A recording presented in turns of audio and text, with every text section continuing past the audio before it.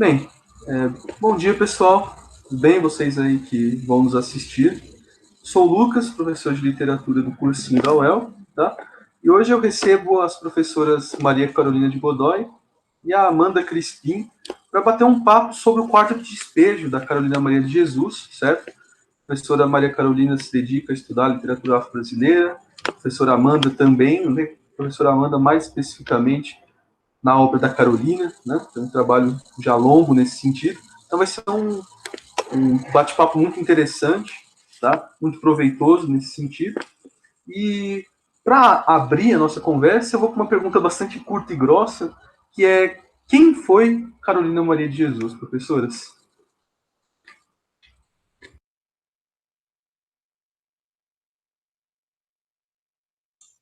Posso começar, Carol? Então tá. Bom, eu acho essa pergunta, você falou curta e grossa, eu acho que é a pergunta mais complexa de toda a entrevista, a pergunta mais difícil, né?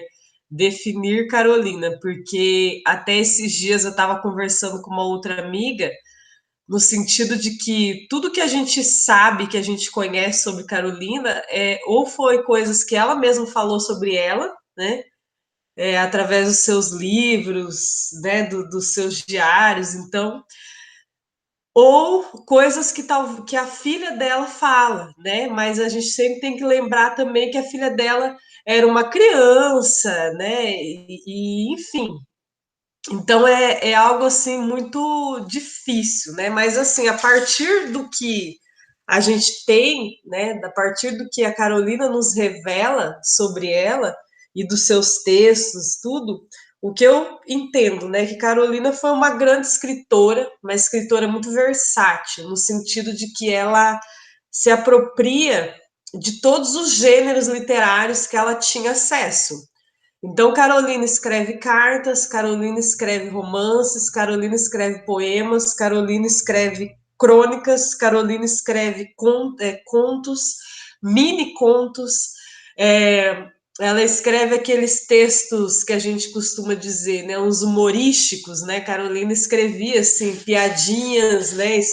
Essas narrativas, né, desse tom mesmo humorísticas, e os diários, né, que são os textos mais conhecidos, né, que tornaram Carolina muito conhecida, né.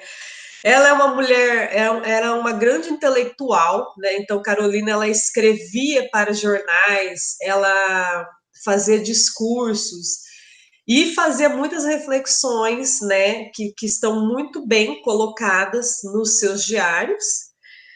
E ela refletia muito, ela é uma mulher, a gente costuma dizer que ela era uma mulher do seu tempo, no sentido que ela conseguia refletir muito bem e analisar muito bem a sociedade que ela estava inserida, no tempo que ela estava inserida, né? Ela fala bastante, né? Ela era uma mulher extremamente determinada, né? Então eu acho que é uma característica que possibilitou que Carolina alcançasse tudo que ela alcançou, mesmo tendo plena consciência de que ela estava subvertendo, né, que ela estava transgredindo barreiras que foram estipuladas para as mulheres negras brasileiras, né, da época. É muito importante destacar também o aspecto maternal de Carolina, né? Então, Carolina ela foi, né, uma grande mãe, né? E isso está colocado, né, em todas as suas obras e sempre na fala da filha, sempre está colocada essa mulher. E Carolina era uma mulher que tinha plena consciência dos seus direitos e reivindicava todos esses direitos, né? E não só um direito à moradia digna ou a uma alimentação digna, como muitas pessoas falam, mas direitos como direito à literatura, direito a escrever, a viver de literatura, ao amor e ao amor a amar de uma maneira plena mesmo, né? Podendo não precisando abrir mão dos seus sonhos, dos seus interesses. Era uma mulher também extremamente inconformada, né? Que eu acho que essa questão dela ser uma mulher inconformada e inquieta foi o que possibilitou os movimentos de Carolina.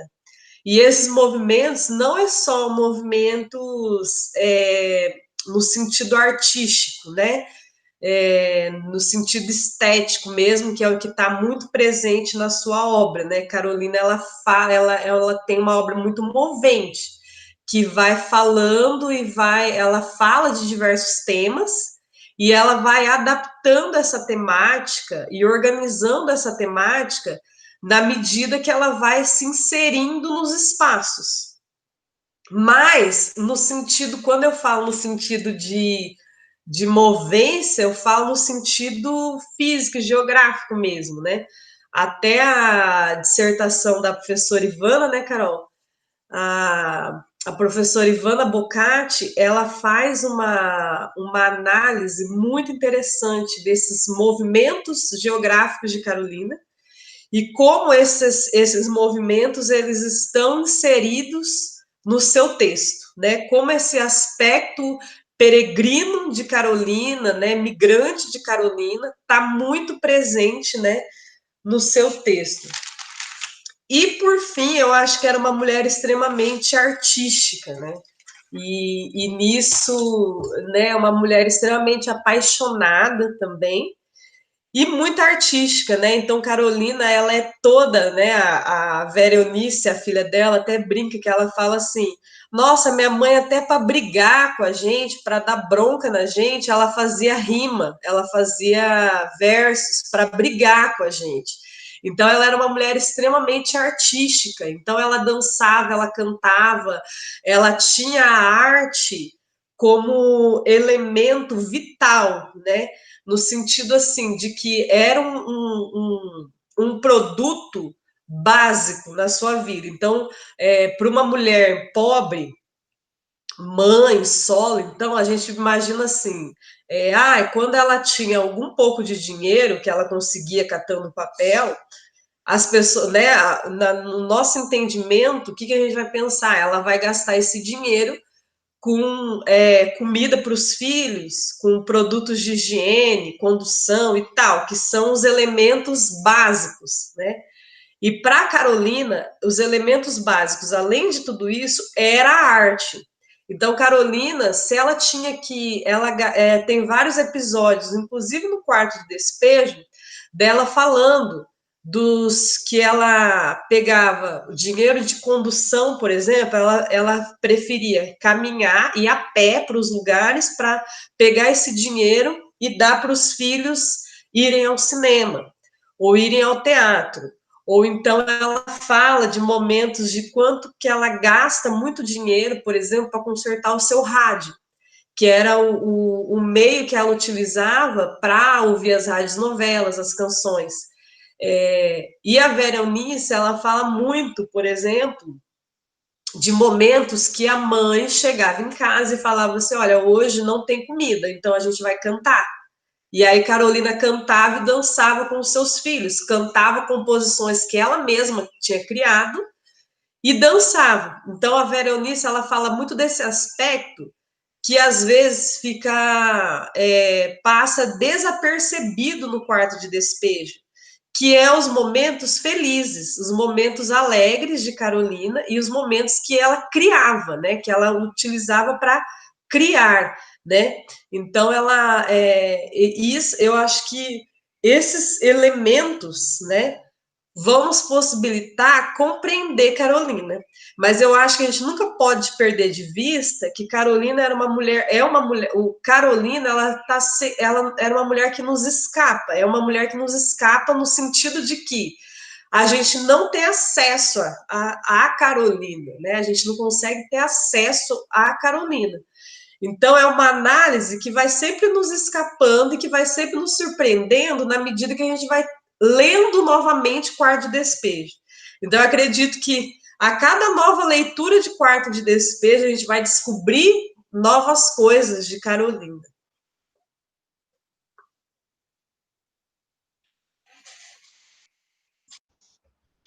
Bem, essa fala da Amanda bastante completa, né?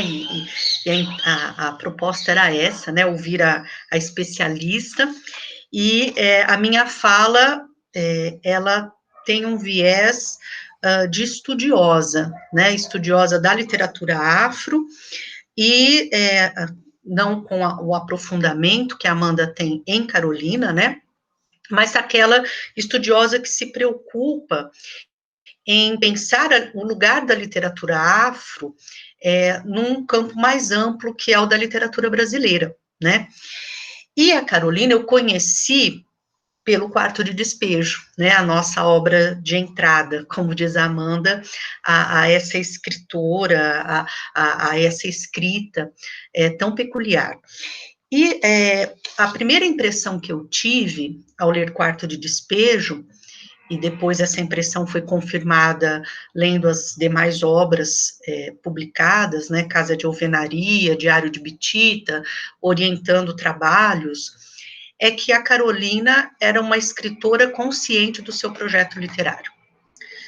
E eu faço essa afirmação de forma reiterada, porque a primeira vista, né, quando pensamos na autora, do modo como ela é descrita em alguns sites de livros, né, eu tive uma orientanda que fez um trabalho voltado a esses sites, de verificar como ela é descrita, é de uma mulher negra que mora na favela e escreve, né.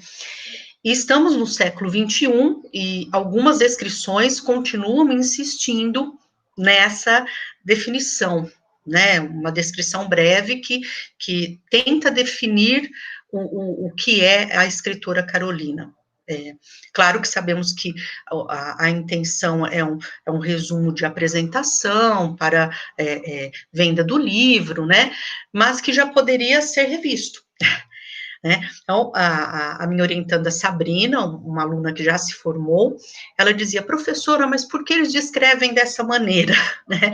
Em virtude do histórico de quando ela lançou, né, de quando o Quarto de Despejo foi lido, passou a ser conhecido, e de um projeto que tinha na época, de dar voz à escrita da periferia, mas que já é revisto, já deveria ser revisto.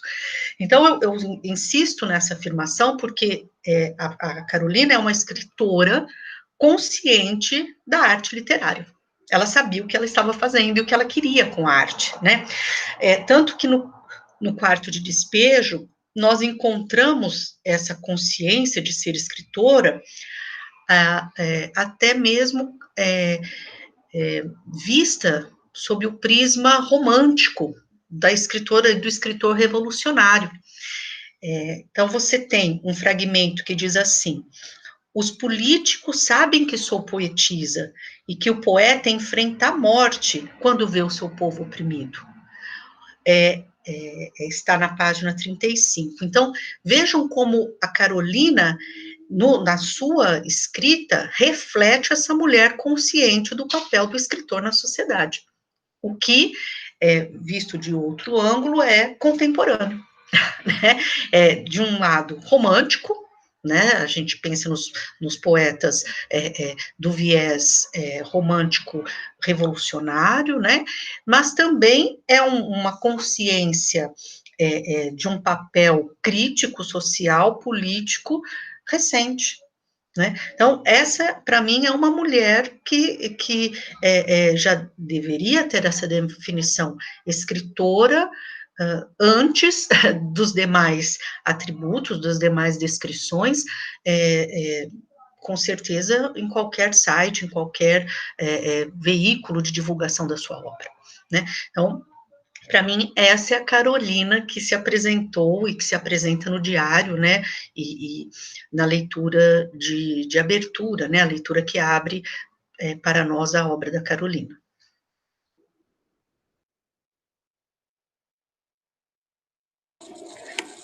Essa citação que a professora acabou de ler, inclusive, remete muito àquela noção do poeta maldito, né, o poeta marginal, que é uma noção até muito moderna na definição própria da palavra, né? Enfim, aqui eu vou partir já para nosso encaminhamento da segunda pergunta, que por mais que eu já de certa forma tenha boas pistas da resposta, me sinto ainda tentado a fazer. Bom, o fato é, Quarto de Despejo foi uma obra que chamou muita atenção, em parte pelo estigma que a professora Maria Carolina apontou agora há pouco, né, acerca da figura da mulher negra marginalizada que escreve, ou seja, esse estigma serviu para chamar atenção naquele momento, né? E muitas querelas surgiram em torno do livro, algumas até um pouco toscas, assim, né? Como, por exemplo, se Carolina era de fato autor ou não. Pensavam que era só uma espécie de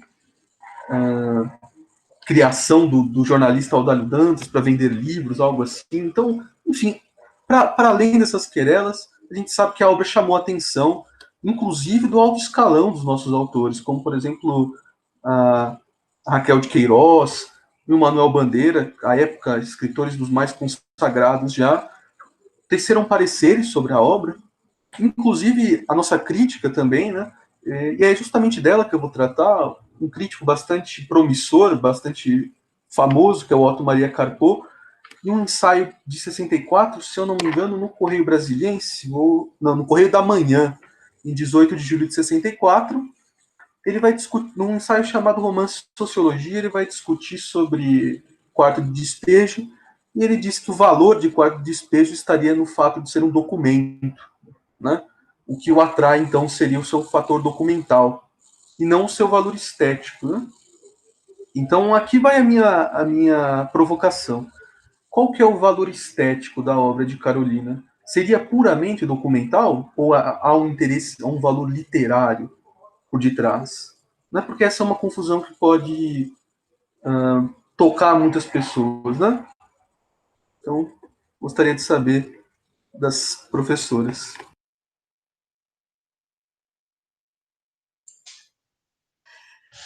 Então, Lucas, essa visão, né, ainda é uma visão que até hoje, né, ela é uma visão ainda muito divulgada, né, tanto que acho que foi em 2017, né, esses tempos, teve até uma querela, né, entre a Elisa Lucinda e um outro escritor que agora eu não me recordo o nome, depois se a Carol lembrar, não me recordo agora, que era um evento de homenagem, né, à escritora Carolina Maria de Jesus, e ele também, na fala dele, ele abre o evento falando que Quarto de Despejo tem um valor documental, mas que não é literatura, né? Eu acho que isso, Lucas, é mais uma visão de como a nossa crítica, né, o nosso cânone é ainda um cânone elitista, é um cânone branco, né, masculino, e que não consegue olhar para outras obras, né, que não se encaixam nesse quadradinho aí, não consegue olhar para outras obras como literatura. Então, Carolina era um enigma. Por quê? Porque Carolina era uma mulher que, na cabeça deles, né, era uma mulher que não tinha conhecimento institucional, né? Estudou somente 2 anos, era uma mulher que morava na favela, era uma mulher negra. Então, isso para eles não era um ideal de autor, né?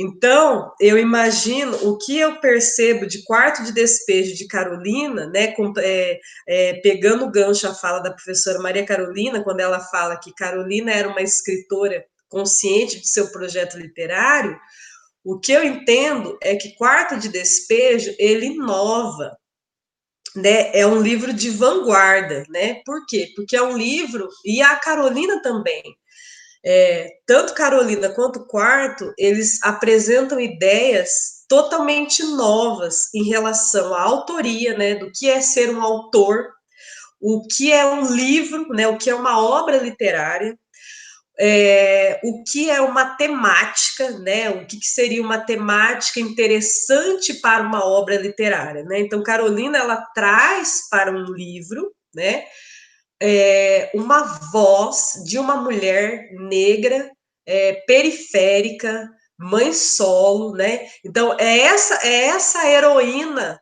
da sua história, né? Que é uma heroína que não era comum na época, né?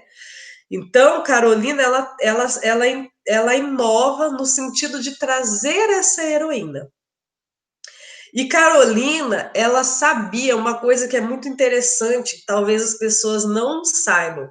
Carolina sabia que o Quarto de Despejo ia ser publicado, né? Então, Carolina, ela já tinha essa noção de que o diário ia ser publicado, né? Então, quando o Audálio Dantas, para vocês terem noção, o encontro de Carolina com o Audálio Dantas é no início de maio de 58. E aí, se vocês observarem, o Quarto de Despejo, ele deve ter ali uns 10 dias de 55, depois ele já começa no início de maio de 58, que é exatamente o momento que Carolina se encontra com Audálio Dantas, e Audálio Dantas buscando, né, exatamente essa voz, né? Audálio Dantas, ele vai para o Canindé buscando uma voz que pudesse falar o que era o favelado na década de 50, 60 em São Paulo. É para isso que ele foi ao Canindé, para fazer uma reportagem para falar sobre a vida dos favelados em São Paulo. Quando ele vê os diários de Carolina, ele fala assim, Carolina já nem escrevia mais diários nessa época, porque Carolina se entendia enquanto uma escritora de ficção, né? Como a professora Carolina colocou. Ela se entendia enquanto uma escritora de ficção. Os diários serviam para alguns momentos em que Carolina, ela até narra e ela fala assim, quando eu não quero brigar, eu vou lá e escrevo. Então, tá lá em Quarto de Despejo, no início do Quarto de Despejo está essa frase, eu não quero brigar como as outras mulheres, eu vou lá e escrevo. Então, é esse momento que o diário funciona, né? Então, não era um gênero que Carolina gostaria de desenvolver. Só que daí, o Audálio Dantas fala para ela, não, é isso que eu quero de você. É esse o texto que eu quero. E ele fala para ela, esse texto vai ser publicado. Ele leva alguns cadernos para redação. E aí, Carolina, tendo consciência de que é um texto que vai ser publicado, ela inova no sentido de trazer um diário enquanto um gênero literário, que era algo que não era muito comum ainda no Brasil naquela década. Entendeu? A gente tinha, sim, diários, mas sempre no sentido de um documento, como você colocou, de relato de um documento. E o diário, o Quarto de Despejo, se você observa o Quarto de Despejo, é um diário totalmente diferente. Por quê? Porque Carolina, tendo consciência de que é um texto que desde o seu início vai ser publicado, né, desde quando ela começa a escrever, ela sabe que é um texto que vai ser publicado, ela traz um texto com uma linguagem totalmente diferente, não é uma linguagem só como uma linguagem de diário, que é aquele texto que está no campo do privado, é um texto que ela sabe que vai a público. Então, ela mistura o cotidiano, aquela linguagem cotidiana, com uma linguagem extremamente erudita. Então, para você ter noção, ela abusa de metáforas. O texto de Carolina é um texto do início ao fim, permeado por metáforas, né? Então, Carolina, e é uma característica que é do seu projeto estético, tá? Todo o projeto estético de Carolina, independente de ser diário, independente de ser romance, poesia, Carolina usa e abusa das metáforas, que eu acho que tem muito a ver com a sua formação, que é da tradição oral, né?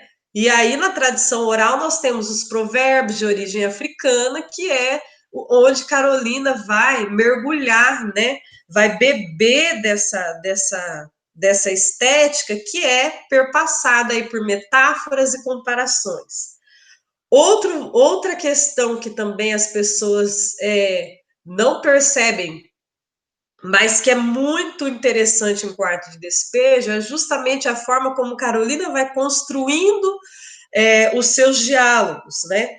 E aí eles vão se misturando com a sua própria, os seus próprios pensamentos, né? Então tem hora que a gente está lendo Quarto de Despejo, que Carolina está conversando com a pessoa, e aí ela já sai do diálogo com essa pessoa e já começa a entrar no seu pensamento, no fluxo de pensamento.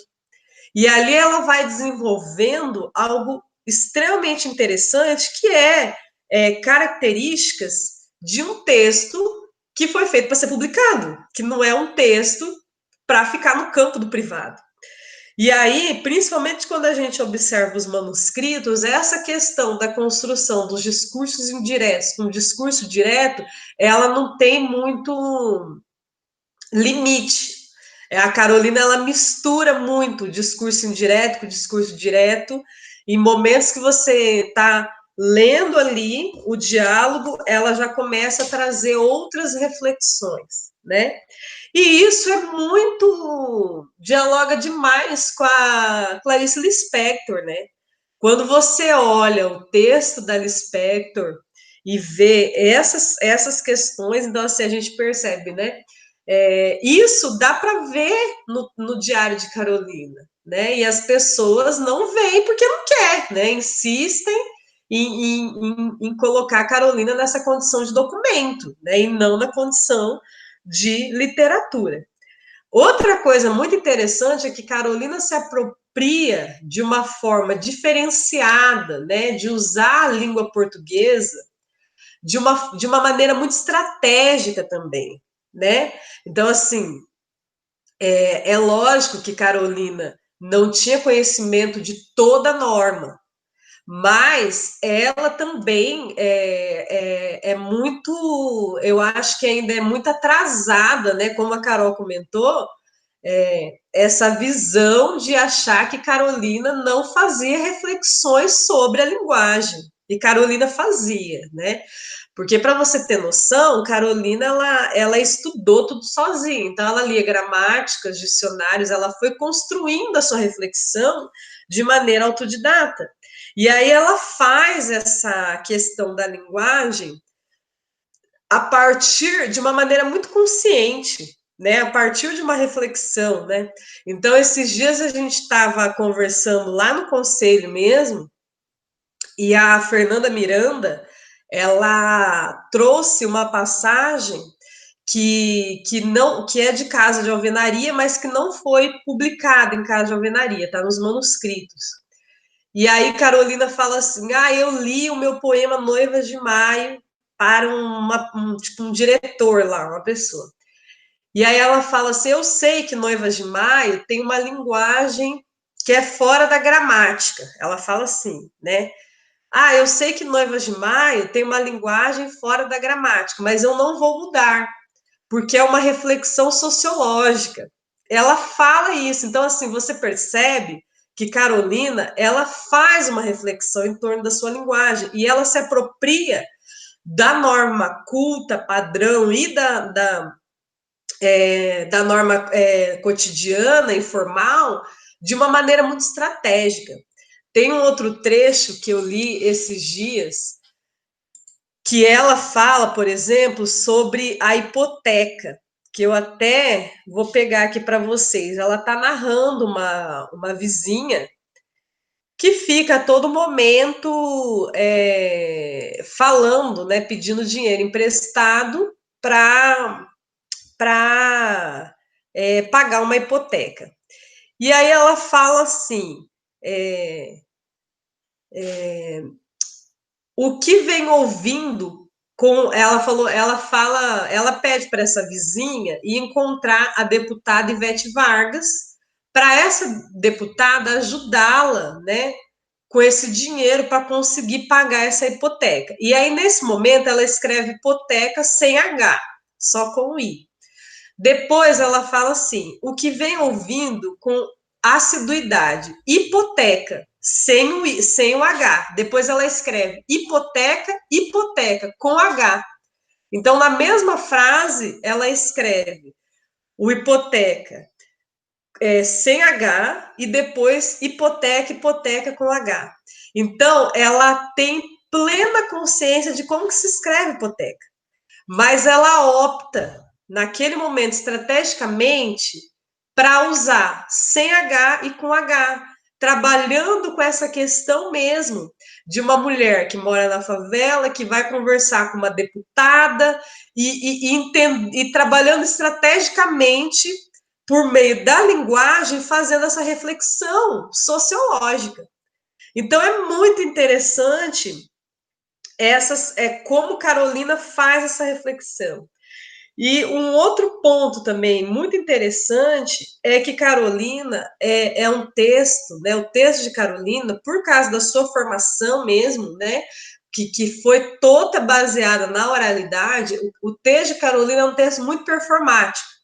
Então, a própria forma como Carolina trabalha a acentuação é uma acentuação que é baseada na forma como Carolina fala. É baseada na forma de como ela vai falando. E ela vai trazendo essas construções cheias de trocadilhos, né? Então, Carolina, ela tem um texto extremamente cheio de trocadilhos, e ela vai trabalhando esses trocadilhos de uma forma literária, poética, da maneira que ela vai sentindo, né, necessidade, ela vai trazendo esses trocadilhos para o texto. E ela vai trabalhando com essa questão da performance, e aí você percebe que é um texto que ela fala, que ela declama, que ela pensa em declamar esse texto, e ela traz essa performance para o texto escrito. Então, assim, Quarto de Despejo, ele traz diversos pontos literários, que as pessoas não percebem por puro racismo mesmo, por puro machismo, porque não conseguem ver em Carolina uma autora, e não conseguem ver em Quarto de Despejo uma obra, né? E o que Carolina faz é exatamente isso, ela subverte o cânone. Quando a gente fala que Carolina subverte o cânone, é por isso, porque ela transforma, ela modifica, né? Ela questiona a ideia de autor, a ideia de obra literária e a própria ideia de cânone, né? Porque ela vende muito, né? Carolina é um texto, o Quarto de Despejo é uma obra que eu falo que ela é importante não só para a literatura brasileira, mas para a literatura mundial. Tanto que até hoje, né, é um texto que está sendo muito traduzido e é um texto que está sendo, até hoje, é um texto que está na lista dos mais vendidos no Brasil.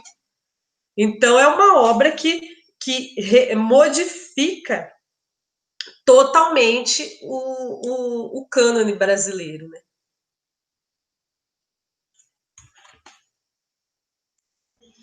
Sim, e aí na esteira do que disse a Amanda, eu acho que precisamos, Lucas, rever critérios do cânone, né?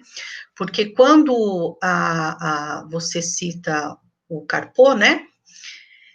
Você está citando uma referência que tem como ponto de partida a literariedade vinculada a uma dada expressão de linguagem, né?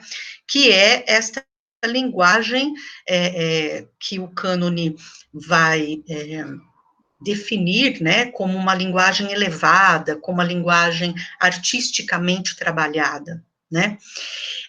Esse modo de ver a arte que, sem dúvida, permanece nos nossos materiais de ensino, permanece nos nossos projetos pedagógicos. Quando eu digo nosso, é ensino básico, ensino superior. Ele consegue abarcar um grande número de obras, né, que foram principalmente na historiografia literária, essas obras foram reconhecidas.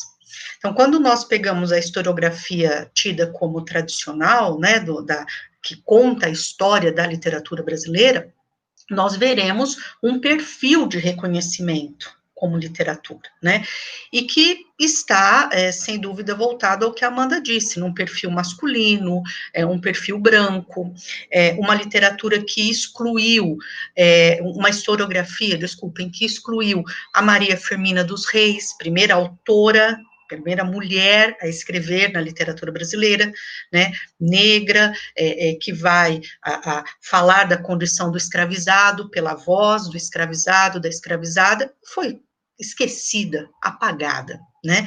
Então, nós temos uma historiografia que se centrou num perfil autoral, num perfil de linguagem, e hoje, esses critérios, eles não se aplicam literalmente a outras formas de dizer, a outras formas de registro de uma experiência artística.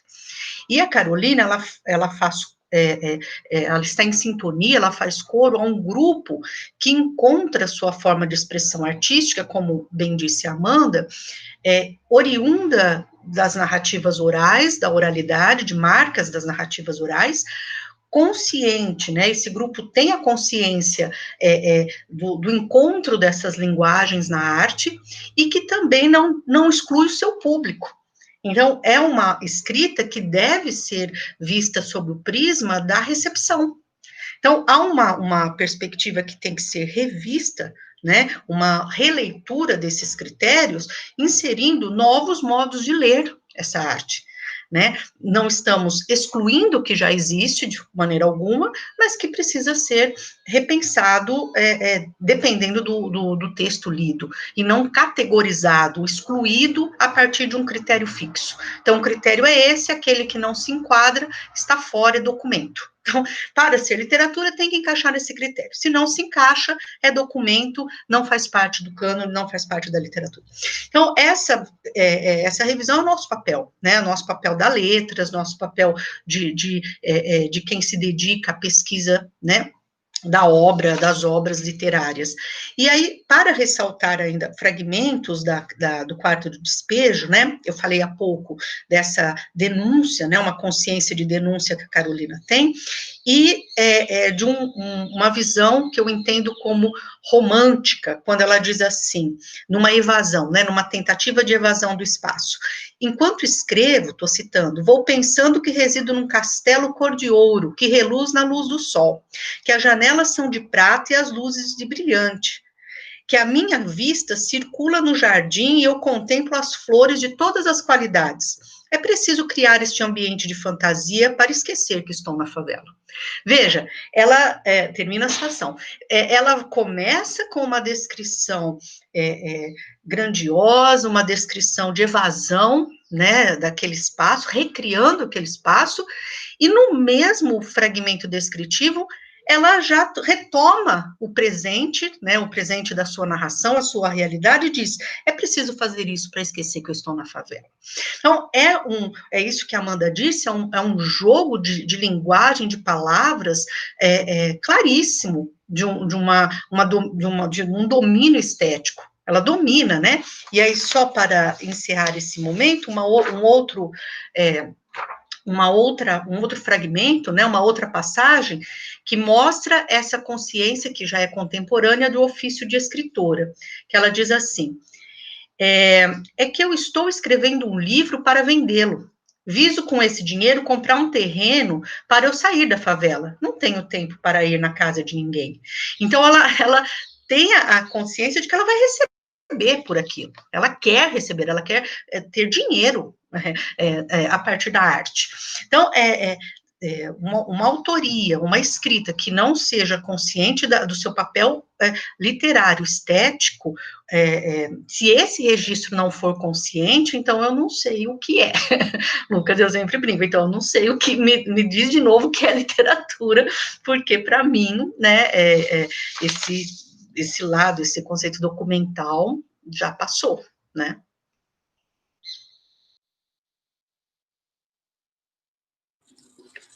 Eu me lembro, acho que foi uma das primeiras aulas que nós tivemos, a senhora chegou a falar alguma coisa sobre Carolina, assim, eu não me lembro em que contexto, foi sobre essa querela também, do fator documental. Só lembro que a senhora falou alguma coisa do tipo, bom, é literatura assim e pronto. Foi algo assim. Mas, né, me parece... Então, mesmo foi uma pergunta, uma provocação meio intencional, me lembrei disso e falei, vai ser legal fazer essa pergunta. Bom, mas como a Amanda e a professora Maria Carolina também colocaram muito bem, né? Quer dizer, há essa consciência, né? do projeto, a esse uso constante da metáfora, quer dizer, do fluxo de consciência, da alternância consciente, né, entre uma linguagem coloquial e uma linguagem erudita, quer dizer, há uma plena consciência de um autor que trabalha a linguagem, né, no trabalho de Carolina. Então, aí vai uma pergunta também que puxa um gancho de algo que a professora Maria Carolina já falou antes também, sobre o lugar da Carolina dentro da literatura afro-brasileira, mas eu queria algo nesse sentido, então. Qual que é o lugar da Carolina e de Quarto de Despejo dentro da nossa literatura? Né? Eu vou fechar o meu áudio aqui. Eu acho assim que dá, inclusive, para a gente retomar esse trecho que a Carol leu, esse primeiro, né, que ela fala, vai descrevendo, né, os sonhos que ela tem, e aí depois ela fala, é preciso, né, criar um ambiente assim para viver na favela. Eu acho que esse trecho, ele resume exatamente, tipo, o lugar de Quarto de Despejo na literatura e o lugar de Carolina na literatura. Porque ele fala, essa descrição, ela nos mostra exatamente quem Carolina leu, né? Então, essa descrição é algo extremamente romântico, né? As descrições românticas são assim, né? Você pega qualquer livro romântico que se preze, que ele tá com todas essas descrições. Nesse trecho, a gente consegue entender exatamente o cânone de Carolina. Quem Carolina leu? Carolina leu autores românticos, né? E aí, a grande sacada do Quarto de Despejo é exatamente essa. Carolina se apropria do que ela leu e ela faz, né? E aí ela constrói o seu projeto estético, se apropriando do que ela leu e misturada à sua vivência e ao que ela foi contratada para fazer, né? Carolina foi contratada para escrever o quê? Um diário. Foi para isso que eu fui contratada, foi para escrever um diário. Então, mas eu vou escrever um diário do meu jeito. Eu vou colocar ali a minha personalidade, a minha forma de fazer. Então, ela escreve um diário que, como eu comentei, é algo totalmente diferente do que era apresentado até então. Porque ela pega uma vivência que é do privado e ela traz numa linguagem extremamente literária e ainda faz reflexões sociais. Então, a grande importância de Quarto de Despejo está aí. Carolina modificou a forma de se escrever diários na literatura brasileira. Antes de Quarto de Despejo, os diários eram, por isso que era um gênero totalmente estereotipada, era um gênero que não era considerado literatura. Por quê? Porque era um gênero voltado. Quando você vai ensinar diário para os alunos, quando vai explicar o gênero diário para os seus alunos, você vai falar que é um relato individual, não sei o que, né? E aí, Carolina, ela modifica a ideia de gênero diário. Então, quando você vai utilizar o Diário de Carolina, por exemplo, para falar sobre diários, para explicar sobre o gênero diário para alunos, por exemplo, você não pode querer enquadrá-lo naquelas características básicas de diário, porque ele transcende isso. Ele transcende isso. E é aí que está a grande inovação de Carolina, porque ela mistura, ela dialoga com a tradição e ela inaugura outras formas de fazer. Então, é um livro que ele mistura tradição e vanguarda, porque ela vai inaugurando outras formas de fazer. Então, por isso que era um texto tão bom, mas tão bom, que cai naquilo que você, Lucas, já tinha falado, das pessoas duvidarem que foi Carolina que escreveu. Por quê? na lógica racista e machista do nosso cânone, como que uma mulher negra que morava na favela poderia fazer uma construção dessa que a Carol acabou de ler? Não tem lógica, porque para você fazer uma construção dessa, você tem que ter leitura. E aí, Carolina, no pulo de gato, né, no pulo da gata, porque Carolina ela vai mostrando o seu projeto estético em todo o quarto de despejo, mesmo sendo uma versão que foi totalmente retalhada por Audálio Dantas, mesmo com todas essas problemáticas, não deixa de ser um texto que apresenta toda essa genialidade, né? E aí, por isso que é um texto que as pessoas não acreditavam que foi Carolina que escreveu, né? Porque é um texto que não entra, né? Que Carolina não se adapta, né, naquela caixinha do que é um autor. Então, para eles, foi o Audálio, que é um homem branco, que escreveu, não pode ser uma mulher negra, né? E aí, o quarto de despejo, então, ele cria uma tradição do que é o gênero diário.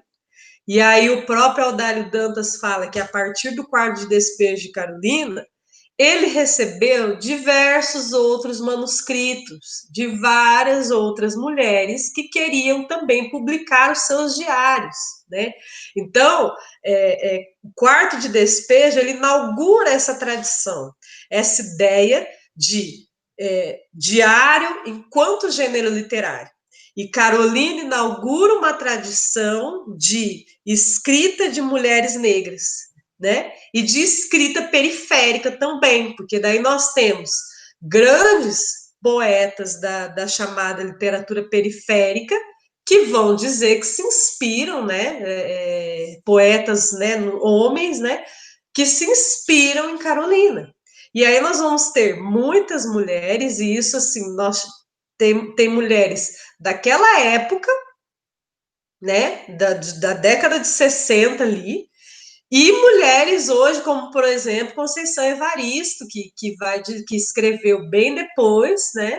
E que vai dizer que quando ela era adolescente, o quarto de despejo chegou na casa dela. E foi uma revolução. Por quê? Porque ela também, na condição de mulher negra periférica, ela recebe um texto, uma obra literária escrita por uma mulher negra periférica. Então, aquele movimento de ler Carolina, ele causa uma revolução nas mulheres da família de Conceição. Conceição fala que a mãe dela começou a escrever um diário depois de ler o texto de Carolina, depois de ler a obra de Carolina. E Conceição fala assim que ler a obra de Carolina, né, receber a obra de Carolina, é como se fosse um movimento, né? Ela fala assim que é uma espécie de vingança, um desafio, um modo de ferir o silêncio imposto, ou ainda executar um gesto de teimosia e esperança, né? Então ela fala que receber quarto de despejo foi exatamente isso que causou nela, né? Foi esse o efeito que a leitura de quarto de despejo causou em Conceição e fez com que ela iniciasse o seu movimento literário. E não só o de escrever, mas também o de publicar, porque a gente tem que entender que Carolina, mesmo depois que tinha finalizado a parceria com Audálio Dantas, ela continua, né, a partir do dinheiro que ela recebe de quarto de despejo, de casa de alvenaria, ela publica mais 2 outros livros, né, na forma de autopublicação, né? Ela mesma edita, organiza e publica, né? Os seus outros livros, um romance que tinha como título original A Felizarda e que foi publicado como Pedaços da Fome, e um livro de provérbios, né? Então, Carolina organiza esses textos e ela mesma corre atrás de editor, de editora, e vai publicar, e ela paga para publicar esses livros, né? E a gente tem que pensar que grande parte das mulheres negras, principalmente dessa primeira geração de escritoras negras pós-Carolina, são mulheres que vão nessa esteia de subverter o mercado editorial, que é um mercado pautado mesmo nessa ideia de autor branco, homem e tal, e vão partir nas autopublicações para conseguir divulgar a sua obra. Então, isso é fruto de Carolina. Carolina inaugura essa tradição. Então, por isso que Carolina é uma autora tão importante, porque ela vai inaugurando. Se hoje nós temos uma tradição literária de mulheres negras, é porque Carolina inaugurou, né? É lógico que como Carol citou ali, a gente tem a Maria Firmina, que veio antes, nós temos a dona Ruth Guimarães, que veio antes, nós temos a Alta de Souza, que veio antes, nós temos outras mulheres. Só que nenhuma delas conseguiu causar o efeito que Carolina causou, né? De movimentar gerações de mulheres, né? Que vieram depois. E não só mulheres, como eu coloco, homens também. Então, a partir de Quarto de Despejo, a gente tem essa ideia de diário enquanto gênero literário, de personagens protagonistas, né? Carolina inova nas protagonistas, né?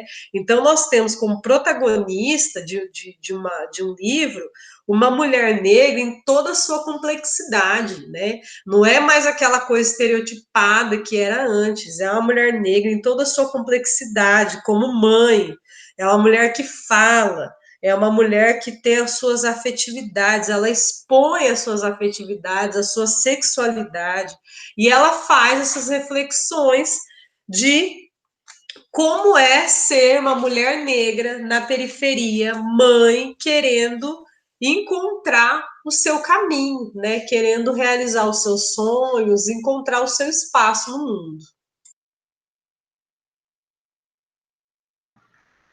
Sim, e a Amanda, de uma forma brilhante, né, coloca essa inovação do diário, que para nós é um marco, né, como ela bem descreveu, ao pensarmos os estudos de teoria literária. Então ela acrescenta para nós reflexões, a Carolina, ao inaugurar essa forma, uma autobiografia ficcional, né, um registro literário pessoal, simultaneamente, ela nos fornece materiais para repensarmos essa forma de diário. Então, para a literatura, não só no campo da literatura, mas para a teoria literária repensar, né?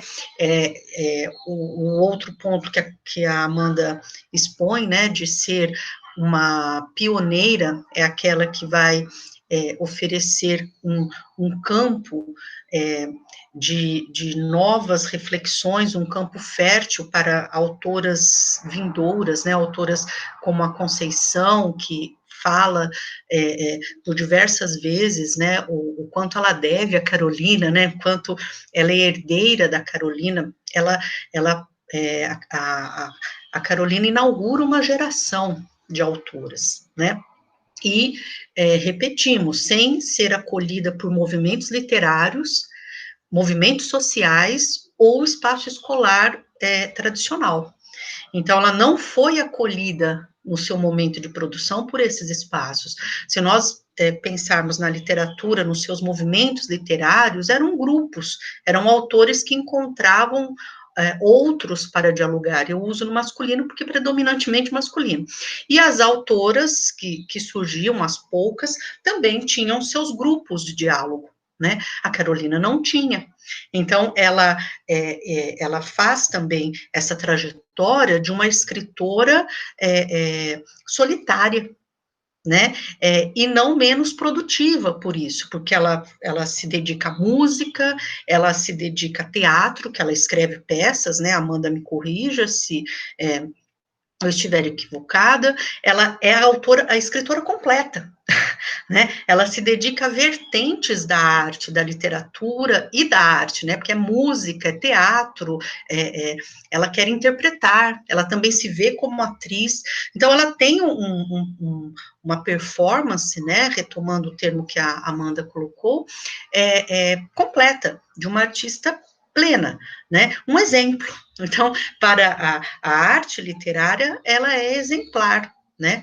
E, do ponto de vista ainda do quarto de despejo, eu vejo bastante presente um conceito com o qual lidamos hoje, que é o lugar de fala, né? A Carolina, ela não falava pelos moradores da favela, ela falava sobre eles e sobre a sua condição naquele lugar. Então, ela não está falando, como eu disse, ela não tem um diálogo com movimentos sociais, então ela não está falando dessa perspectiva de coletivo, estou falando pelos moradores da favela. Mesmo não tendo essa perspectiva, essa visão de estou falando por eles, né, ela faz isso. Então, há um outro fragmento que ela diz assim, né, que eu chamo de consciência histórica e política. Ela tem uma consciência de um sujeito histórico e político, sem debates, eu repito, desculpa a redundância, sem ter uma acolhida, sem ser acolhida por grupos para fazer esses debates, né? E ela diz assim: mas eu já observei os nossos políticos. Para observá-los, eu fui na Assembleia, a sucursal do purgatório, né? Acho essa metáfora maravilhosa, porque a matriz é a sede do serviço social no Palácio do Governo. Foi lá que eu vi ranger de dentes. Vi os pobres sair chorando e as lágrimas dos pobres comovem os poetas. Não comove os poetas de salão, mas os poetas do lixo, os idealistas das favelas, um espectador que assiste e observa as tragédias que os políticos representam em relação ao povo. Fim da citação. Atualíssima, né? Ela fala desse seu lugar histórico, fala das instâncias no quarto de despejo que deveriam exercer papéis de ajuda, né, e que não exercem, e aquelas que estão ali presentes na favela, como a igreja, né, ela fala muito dos vicentinos, como a igreja ajuda e exerce um papel de auxiliadora, né, que socorre esses pobres, enquanto o papel era do Estado. Então, ela sabe do seu lugar de fala, ela sabe dessa posição histórica, social que ela exerce, né, e cria metáforas a partir disso. Então, ela é uma referência à obra Quarto de Despejo, permanece uma referência atualíssima de leitura, não só no campo da literatura afro, mas da literatura brasileira, né?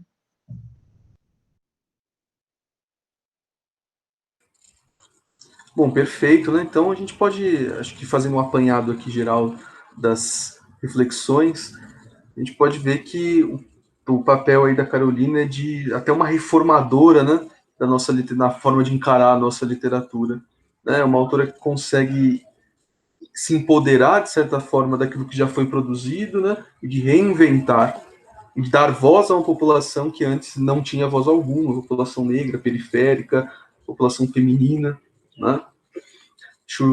Então aqui, por exemplo, como vocês já citaram, o caso da Maria Firmina dos Reis, uma autora que em 1849, por exemplo, publica Úrsula, que é uma literatura de líbelo anti-escravagista, que é uma posição revolucionária à época, né? Esse posicionamento só se tornaria hegemônico na década de 70 do século XIX.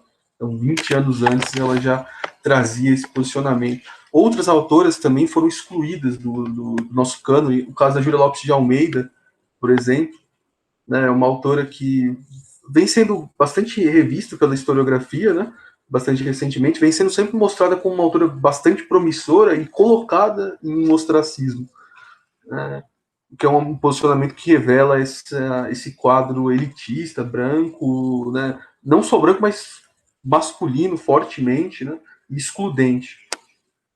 A gente pode notar também, né, agora falando mais sobre a Carolina, as leituras que ela teve, né, esse empoderamento que ela teve do cânone, né, por exemplo, aquele fragmento que a professora leu, daquele idealismo romântico, aquele vasionismo, né, que também faz com que a favela soe como um locus horrendus, né, como um lugar a ser evitado, né? Como um inferno na Terra, algo nesse sentido.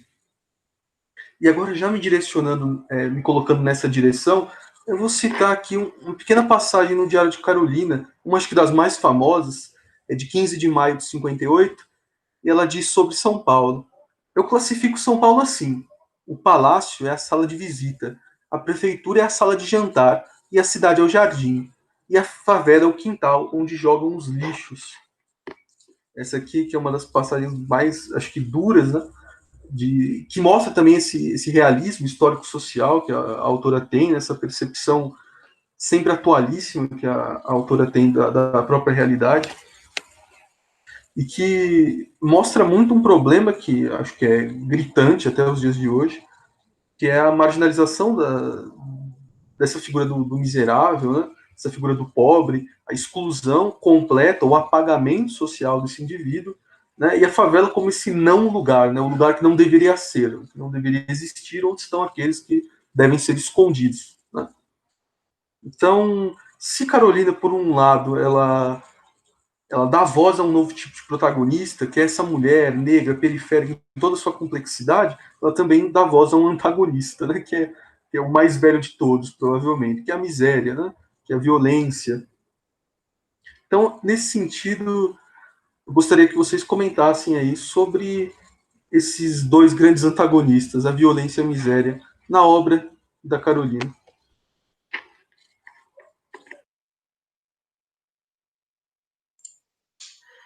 É como você comenta, né, Carolina, ela realmente ela expõe, né, essa questão da violência e da miséria. E Carolina, ela fala desses dois pontos de uma forma muito ampla, né?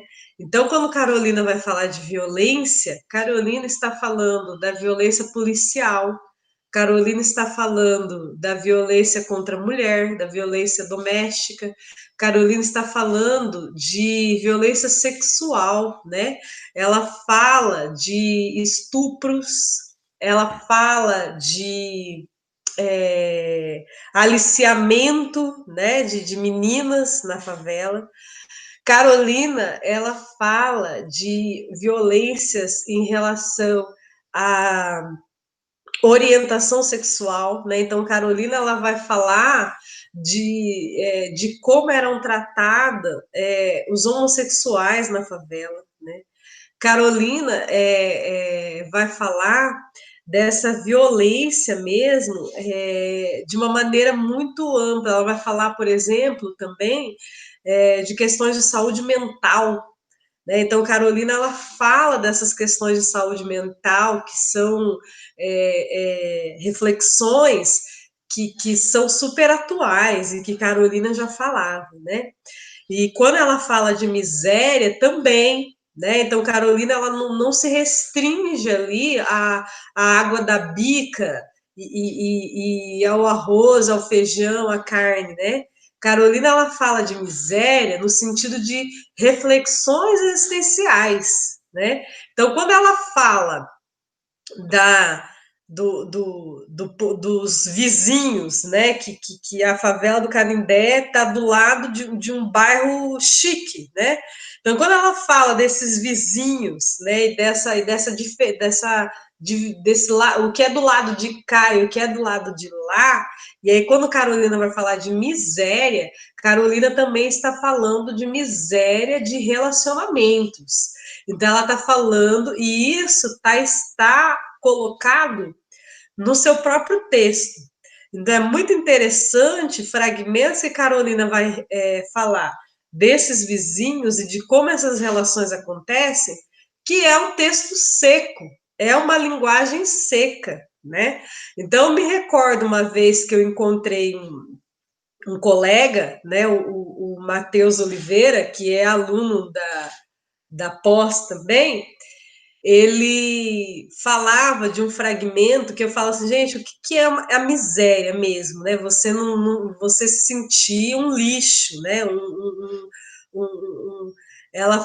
E a miséria das relações, que ele falava assim: quando a Carolina, ela escreve assim, hoje é dia, vamos supor, dia 10 de agosto, que eu não me recordo o dia certinho, mas era agosto. Ela fala assim, hoje é dia tal de agosto, hoje é dia dos pais. Não é um dia, tipo, importante, porque os filhos todos foram abandonados, né? Pelos pais, ela também não conheceu o pai. E aí acaba a narrativa do dia. Ela não escreve mais nada, né? Então, no seu próprio texto, ela revela o que é essa miséria, que promove reflexões. Então, assim, a miséria de palavras, né? Carolina economiza também palavras, né? Quando ela quer falar de alguns temas. Então, tem temas que ela usa, que ela não economiza, e tem temas que ela economiza.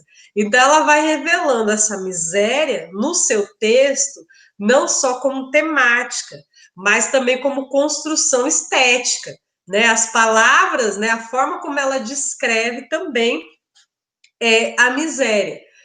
E eu percebo que quando Carolina está falando dessa questão da miséria, ela está falando também de outros aspectos que eu já citei aqui, né?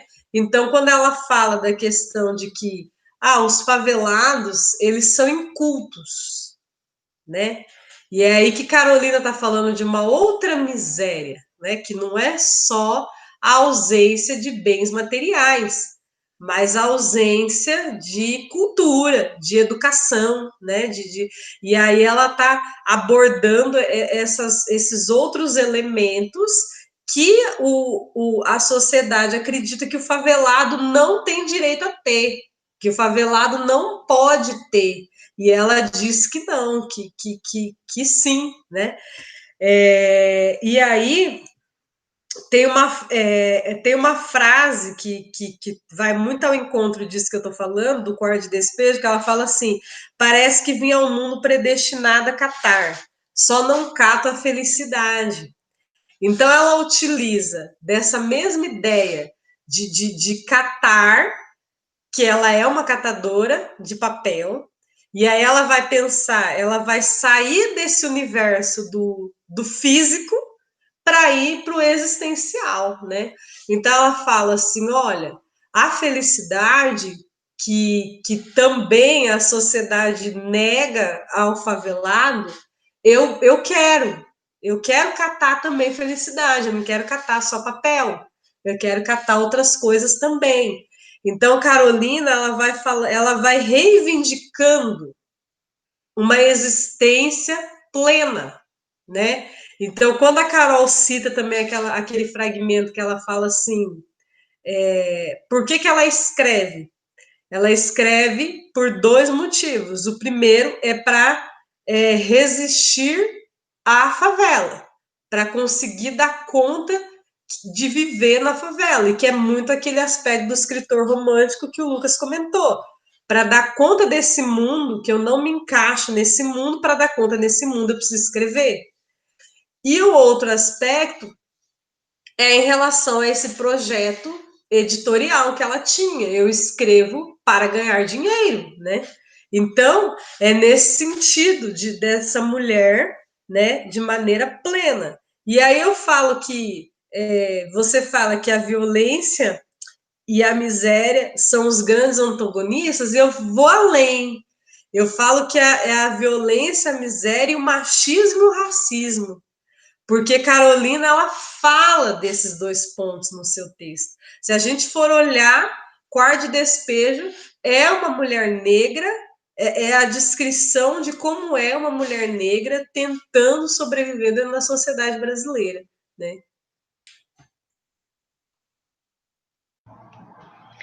E pensando, né, na sociedade brasileira, quando a Amanda completa o raciocínio do Lucas, né, sobre a miséria e a violência, acrescentando o machismo e o racismo, nós precisamos ver como a sociedade olha para a favela, né? Nós temos um outro antagonista, que é esse olhar de fora. Eu fiz um artigo, e boa parte eu estou citando aqui, os fragmentos né, na nossa conversa, que se chama Retratos de uma Cidade Escondida, do Lixo à Arte. E eu comparo, né, o texto da Ana Paula Maia, que é uma outra escritora negra, né, que tem uma obra consolidada, ao texto da Carolina, O Quarto do Despejo, e 2 documentários que eu não sei se vocês conhecem, eles são um pouco antigos, né, que é o Ilha das Flores, de 1989, e O Lixo Extraordinário, este mais recente, de 2010. Que mostram, né, tanto esses documentários, aí, se o pessoal que estiver assistindo quiser ir atrás, né, eles estão integralmente no YouTube, né, chamam O Lixo Extraordinário, de 2010, e Ilha das Flores, de 1989. E nós vemos nos documentários, nas obras dessas autoras, uma desumanização de quem mora na periferia. Então, nós temos um conflito do humano e o não humano.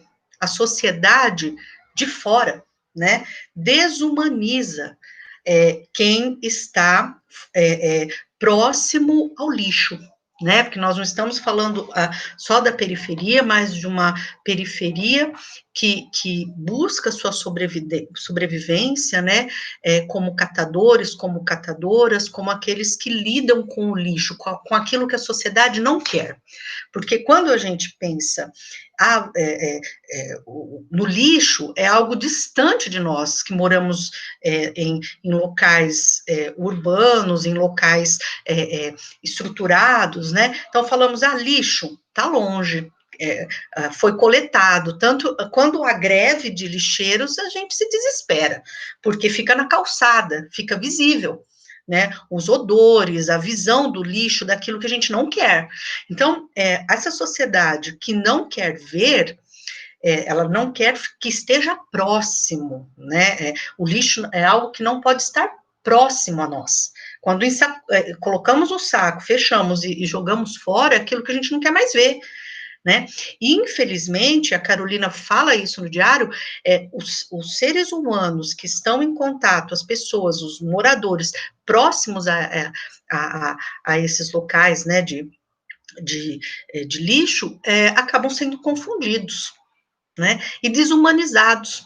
Então, a releitura da Carolina desse lugar é também mostrando como esse olhar de fora não permite que esses grupos saiam desses lugares, né? É como se quisessem que continuasse ali. E a Carolina vai dizer, não, eu vou sair daqui, eu saio pela minha arte, eu vou procurar vencer esse antagonismo que vai além, como disse a Amanda, miséria, violência, fome, né, o tema reiterado no quarto de despejo, porque não é esse um lugar digno, né, não há nenhuma, não pretende se tornar aquele lugar, a Carolina, quando a gente fala romantizando, com o intuito de sair dali, de dar uma aura significativa, né, estamos aqui, mas queremos dignidade, nós precisamos ser vistos de maneira digna, né? Então, a Carolina, ela vai colocando o dedo na ferida mesmo, né, de uma sociedade que não quer ver, que de preferência não chegue perto da gente, né? Aí, Amanda, não sei se quer completar alguma coisinha.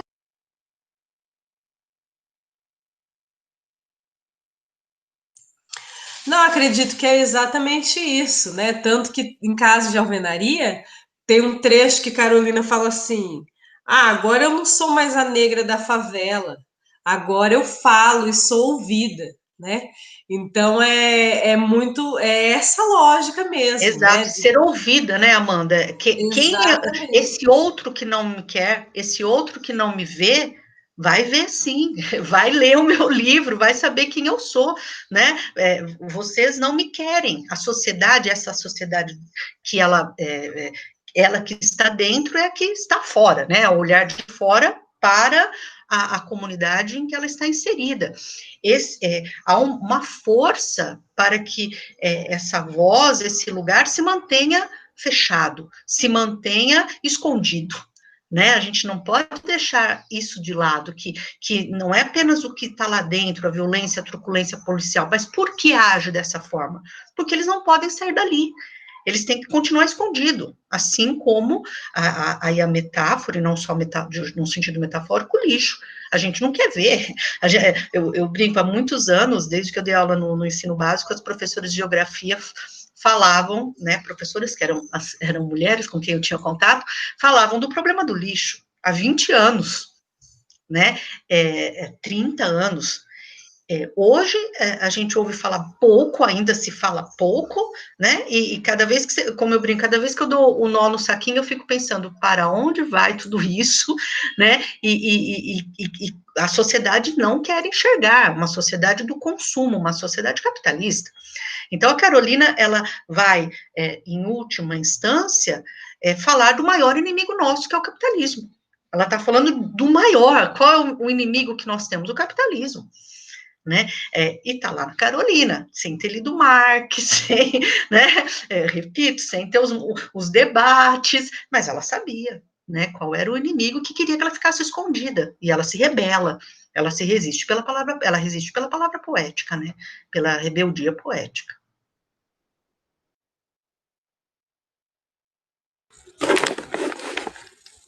Bom, é até um pouco difícil agora da sequência depois de uma explicação tão ampla, mas eu acho que no fim das contas a ideia é essa, né, que a favela como esse lugar que não deve ser, né, onde devem estar aqueles que não devem existir, aqueles que devem ficar escondidos na medida do possível, né?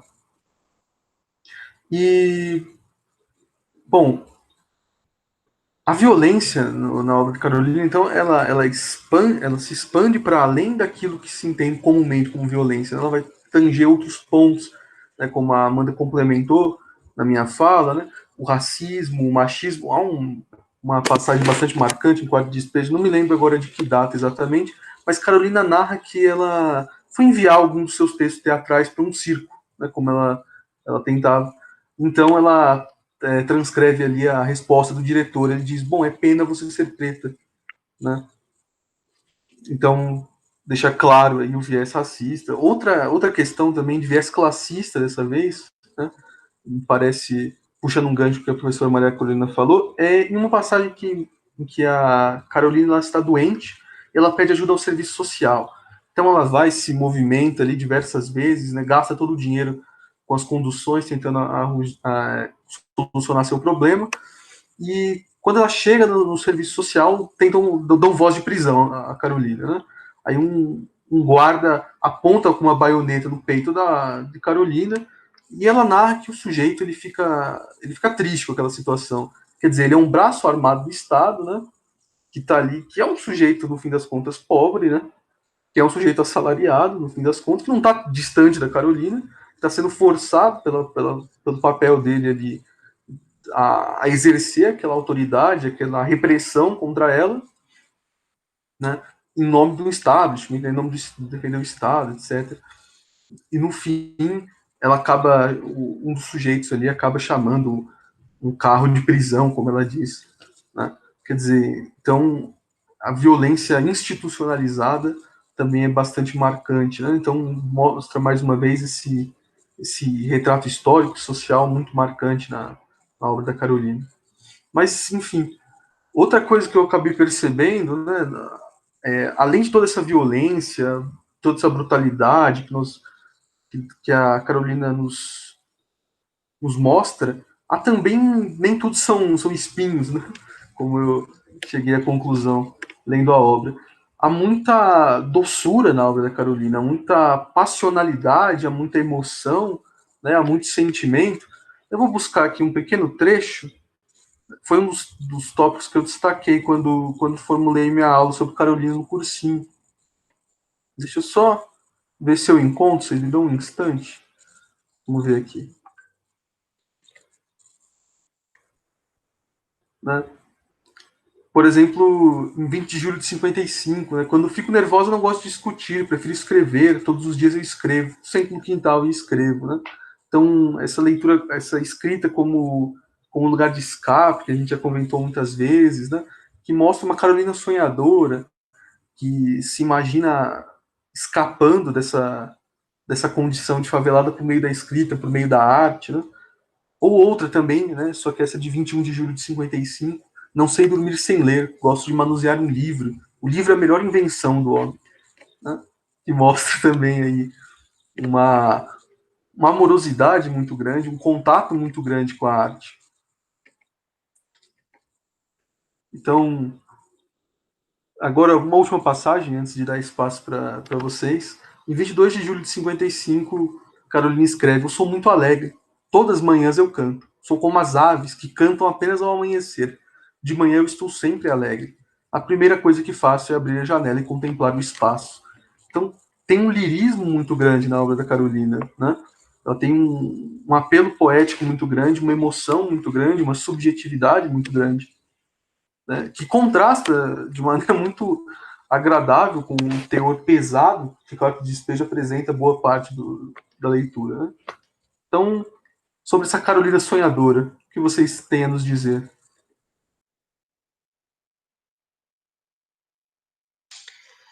Eu acho que você define bem, assim, Lucas, quando você vai comentando, né, os trechos e pensando nessas contrariedades, né, que o quarto de despejo nos propõe, né, porque ele nos revela uma realidade muito dura e a forma, e aí está aí a forma como Carolina escolheu para enfrentar essa realidade, né? Por isso eu costumo dizer que a poética de Carolina é uma poética quilombola, porque ela é uma poética extremamente resistente, né? Uma forma que Carolina cria de resistir àquela realidade, àquela condição, ao que era imposto às mulheres negras da época, a partir da literatura, de umas construções poéticas, que também era um outro espaço que não era, que foi muito tempo negado às mulheres negras, né? E aí a gente tem que entender alguns pontos, né? O primeiro é que Carolina era realmente uma mulher extremamente sensível e apaixonada, né? Então eu acho que esses dois elementos, eles ficam assim, como você fala, eles passam desapercebidos, né? Dentro de toda aquela dureza e naquele estereótipo, né, de mulher guerreira e dura e que quiseram criar em torno de Carolina, briguenta, né? E não, né? Carolina, ela se mostra, né, em diversos momentos como essa mulher alegre, que acorda alegre, né? Saudando o astro-rei, né? Que vem com a sua luz promanando, né? Então ela fala exatamente isso, né? É uma mulher que acorda cantando e é uma mulher que espanta a fome por meio da canção, da música, né? Então é uma mulher toda artística e aquela sensibilidade artística ela tem. E por isso que ela escreve poemas de amor, por isso que ela escreve poemas falando do sofrimento amoroso, porque é uma mulher que, apesar de estar naquela condição, é uma mulher extremamente sensível e extremamente apaixonada, né?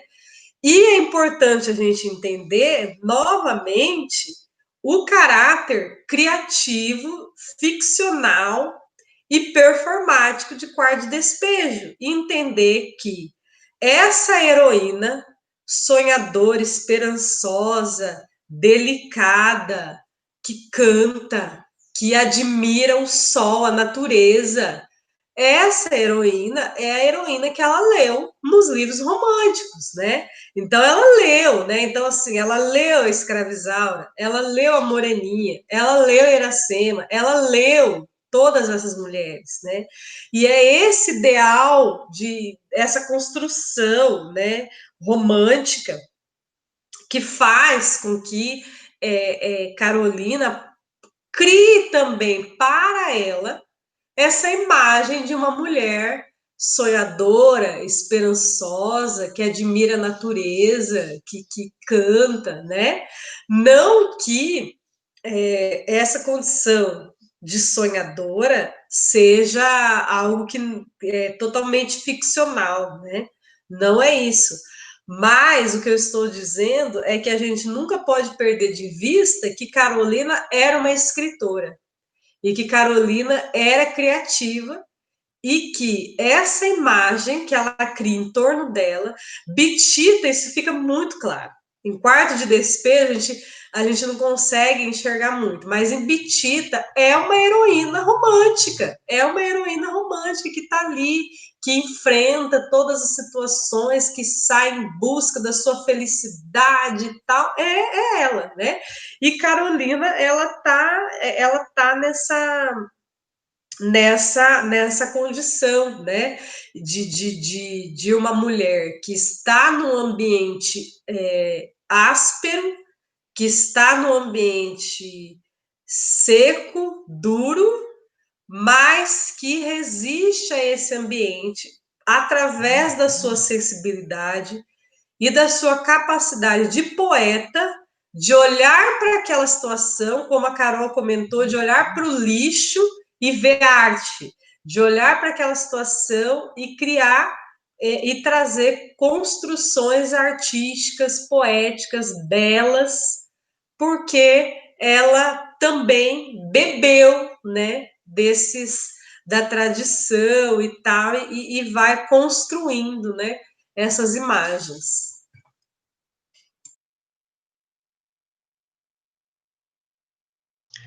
Sim, a Amanda fala dessa invenção da Carolina, né? Ela se inventa, se reinventa, né?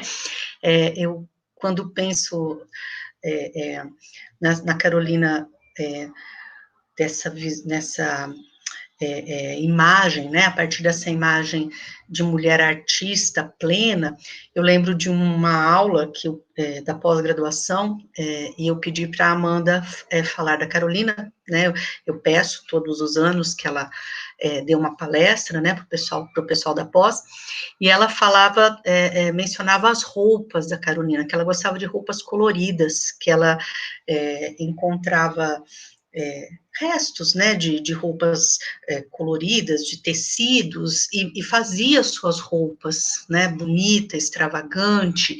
Então, a imagem dessa escritora, mulher, que vê na arte o seu modo de vida, né, porque para a Carolina é a sua vida, a arte não é só um meio, ela é a arte, né, eu penso nesse colorido, e uma outra imagem que me vem, né, quando quando falamos da Carolina, dessa Carolina plena, que sente o mundo, né, é o poema do Carlos Drummond, A Flor no Asfalto, a flor que nasce nesse asfalto, né, e eu gostaria, a Flor e a Náusea, né, eu gostaria de citar aqui um fragmento, do poema, que ele diz assim: uma flor nasceu na rua, passem de longe, bondes, ônibus, rio de aço do tráfego, uma flor ainda desbotada, ilude a polícia, rompe o asfalto,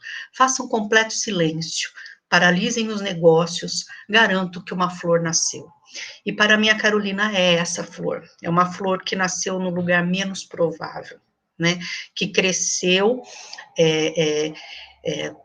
apesar de tudo, né, que não foram, condições que não foram favoráveis para que ela crescesse, né, pelo contrário, né, queriam que ela morresse, né, parem tudo, como diz o eu lírico, parem tudo, essa flor nasceu.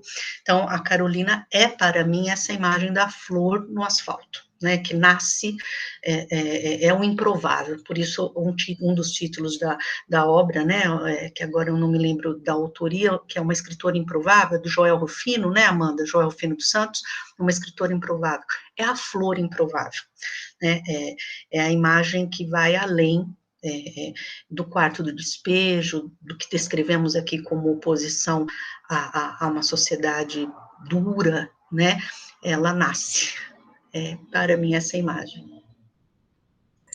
E só complementando, Carol, quando você fala das roupas, eu me recordo de uns fragmentos do próprio Casa, que ela está construindo a sua fantasia, que é uma fantasia feita de pena, de galinha, carijó. E aí ela fala que no quarto também tem isso, né? No caso, ela compra a galinha. No quarto, ela vai para os matadouros e ganha as penas de galinha, né? E aí, no casa, o povo do matadouro fala assim: não, você é rica, né? Então, tipo assim, então agora você pode comprar a galinha, né? Mas eu acho muito interessante que em quarto ainda é muito legal a cena, porque é fevereiro, né? E aí ela tem mil problemas para resolver, ela não consegue, ela vai narrando que ela não consegue encontrar comida para os filhos, e não sei o que, não sei o que, não sei o que, mas ela não abre mão de fazer sua fantasia para pular o carnaval, e ela pula carnaval todos os anos, né? Então isso é muito bonito, porque é a forma como Carolina entende essa questão de reivindicação, né?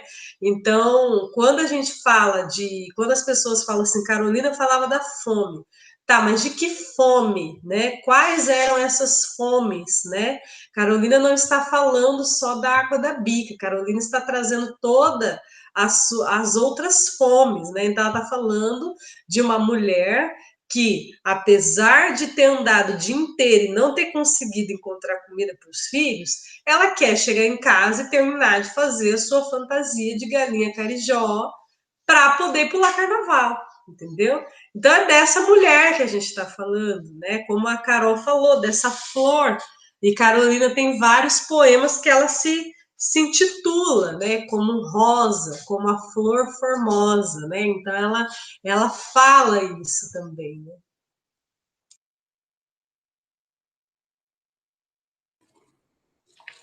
Bom, acho que a definição que a professora Maria Carolina deu para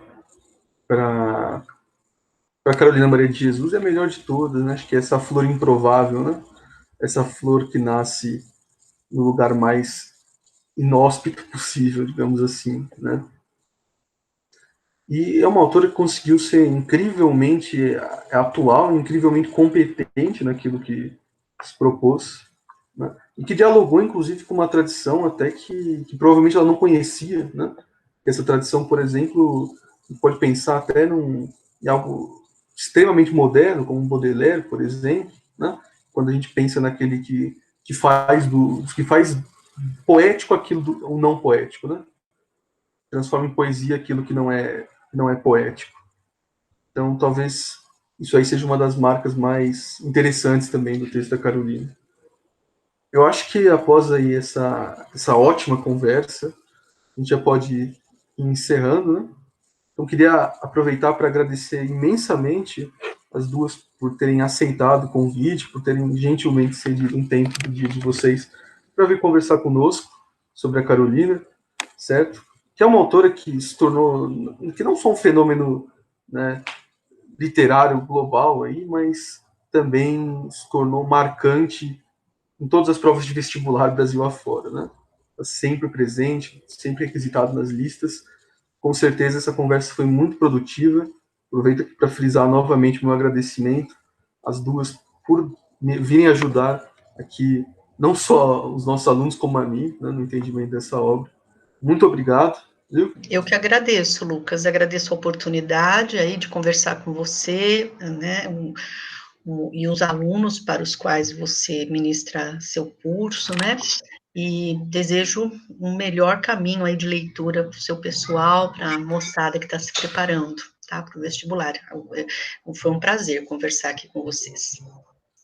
Também agradeço, né, o convite para essa conversa e também, né, desejo que seja um caminho muito lindo para todos os alunos, enfim, que vão assistir, né, o vídeo e fazer leituras de Carolina.